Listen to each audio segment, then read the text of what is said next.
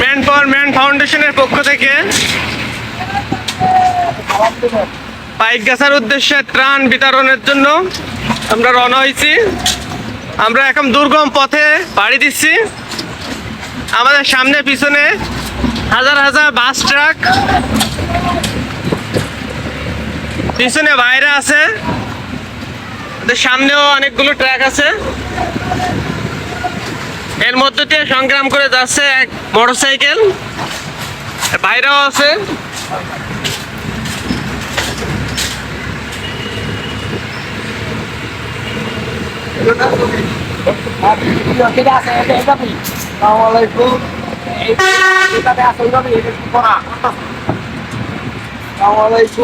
প্রচুর ত্রাণ সামগ্রী নিয়ে যাচ্ছে, পানি, খাবার সবগুলো নিয়েই যাচ্ছি।